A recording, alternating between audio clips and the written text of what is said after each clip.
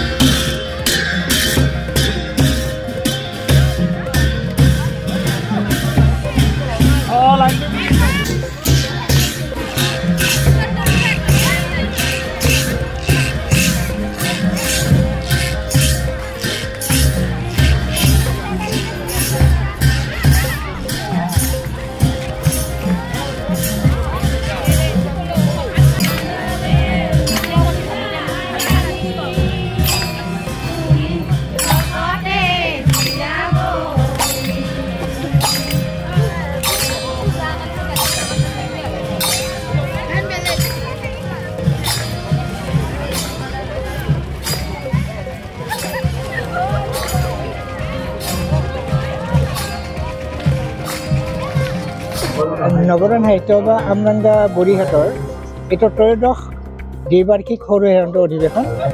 এই অধিৱেশনখন সৰু হেৰান্ত সত্ৰ প্ৰাংগণত আমাৰ সৰু হেৰান্ত ৰাইজৰ আতিথ্য আৰু পূৰ্ণাংগ সহযোগিতাত আমি আয়োজন কৰিছোঁ। মহাপুৰুষ মাধৱদেৱে স্থাপিত কৰা এই সত্ৰখন অতি পুৰণি।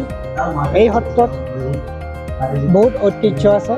সেই সকলোবোৰে মিলি ইয়াত থকা জনসাধাৰণৰ ওচৰ চুবুৰীয়া গাঁওবিলাকৰ সকলোৰে সহায় সহযোগিতাত আমি 3 দিনীয়াকৈ অনুষ্ঠানটো পাতিছোঁ।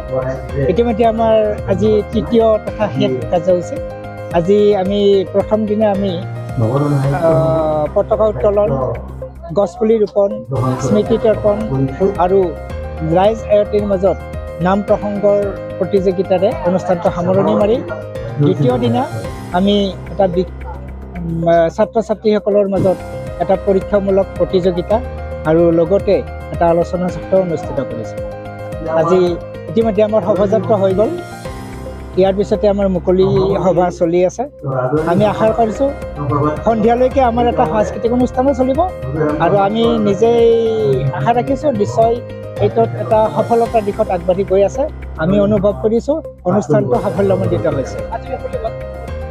আজি মুকলি সভাত বৰ্তমান আমি আমাৰ কামৰূপৰ উপায়ুক্ত অতিৰিক্ত আয়ুক্ত কমল বৰুৱা ছাৰক আমি নিমন্ত্ৰণ কৰিছোঁ। তেখেতে বিশেষ কাৰণত এতিয়ালৈকে আহি পোৱা নাই। ৰাতুল গোস্বামী ছাৰ ৰাজাৰাৰ তেখেতৰ ইতিমধ্যে আহি পাইছে আৰু শিক্ষক সন্মিলনত সভাপতি হৈ তেখেত আৰু বাকীখিনি আমি নিমন্ত্ৰণ কৰিছোঁ, সময়মতে আহি যাব। নমস্কাৰ। নৱাৰুণ শতদল শাখা সাহিত্য সভাৰ ত্ৰয়োদশ সৰু হেৰান্ত অধিৱেশন যোৱা পৰহিৰ পৰা আৰম্ভ হৈছে 27, 28, 29। আজি সামৰণি পৰ্ব। আজি ৰাতিপুৱা আমি সাংস্কৃতিক শোভাযাত্ৰাৰে নৱনিৰ্বাচিত সভাপতি বৰাৰন্দ নিবাসী মাননীয় উপেন্দ্ৰ নাথ ঠাকুৰীয়াদেৱক আমি আদৰি আনিছোঁ। ইতিমধ্যে আমাৰ সভাৰ কাৰ্যসূচী আৰম্ভ হৈছে। দিনজোৰা কাৰ্যসূচীৰে আমাৰ এই অধিৱেশন চলিব।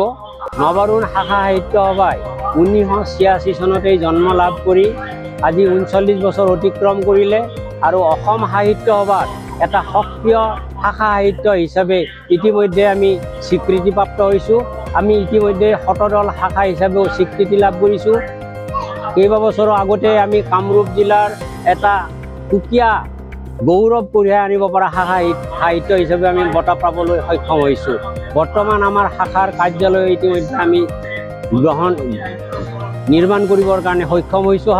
গতিকে সেয়েহে আমাৰ যিসকল সদস্য ইয়াত জড়িত হৈ আছে গোটেইখিনিয়ে সাহিত্য নাৰদী আৰু তাৰ প্ৰধান উৎস হ'ল আমাৰ মামণি ৰয়ছম গোস্বামী।